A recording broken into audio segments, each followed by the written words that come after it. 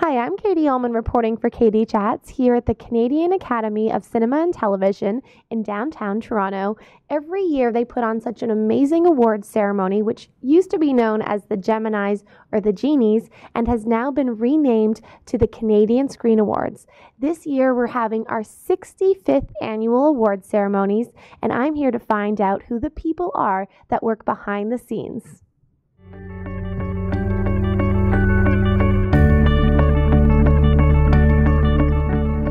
I'm here with Chief Executive Officer at the Academy, Helga Stephenson. How does it feel to be going into the 65th year of the CSAs? Well, it's wonderful because we work all year to get here, as you know. But I'm a little bit awed and a little bit cowed by the fact that it's the 65th year. You know, when I look back and I look at the list of presenters who have come to the show and who've been on our stages and the winners who've been on our stages, you know, it goes from Mary Pickford and Louis Saint Laurent. I mean, these are huge Canadian icons, and yet they're all part of the history of us celebrating Canadian talent by giving out awards. Absolutely. Yeah. And tell me a little bit about the transition of combining the Genies and the Geminis and what made you decide to make that step. I think that what happened was life changed. You know, at the beginning, we used to only give out film awards because we gave out film awards before there was television. Can you imagine that? And then, so what happened was life evolved, and then we realized that people are no longer, it's not just about just watching TV or watching a movie, it's really about watching anything on your screen. Now, that screen can be like a small telephone in your hand, or it can be your tablet, or it can be your computer, or it can be a screen actually in your home. So we decided it was time to update. And when you bring all of that, we watch what we like, and we really don't care if it's TV or if it's a movie or if it's even digital. We just watch what we like. And oddly enough, now we watch it when we want. Absolutely. Yeah, it's all changing. But it's that screen. You still need that screen to watch it. And that's the magic of what we celebrate. And as someone who's been in the business for many years, can you tell me a little bit about what it was like starting as a woman in the 70s and getting involved in the film community when, you know, perhaps maybe there weren't as many women, I assume, at that time?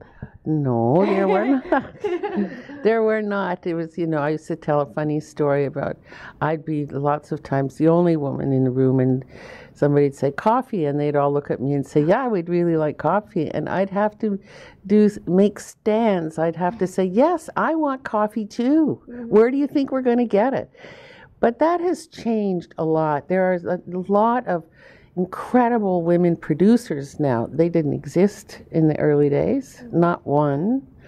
And there are, actually there were some, I stand corrected, at the National Film Board there were some, but now there's women producers all over the place. There's women executives who are making big decisions. And I would say that it has, women have flourished and done quite well. They're not finished achieving the successes or the levels that they want to get to, but I have to say that the movement and success has been achieved. Okay. And how did your 17 years, I believe it is, at TIFF really sort of growing the festival, how did that prepare you for your work here at the Canadian Screen Awards? Well, you know, one of the great pillars of TIFF always was the promotion of Canadian film. For years and years and years, we opened the film festival with a Canadian film. So we always felt that it was our role to play a big role in the development of the Canadian film industry. So to come from that to the Academy is not that big a leap. Of course, now we don't have the big international, but what's happening, of course, is our Canadian stars are working everywhere in the world and are becoming huge international stars. Our programs and our movies are becoming international hits, but our talent are becoming huge stars. And so it's a nice kind of globalization of everything that I did at TIFF, and I would say that you know, I think that there's a growing Canadian pride in everything that we do. We're not so modest anymore. We're not so self-deprecating, and we are sort of taking our spot in the spotlight. And how do you think that combining the broadcasters at this year's CSA will help boost that spotlight even more? Well, because when you have three major broadcasters all driving towards talking about the show, you have the CTV and Rogers and Shaw all working very hard to drive to the show, which is on CBC. Television still is the strongest marketing tool in the world.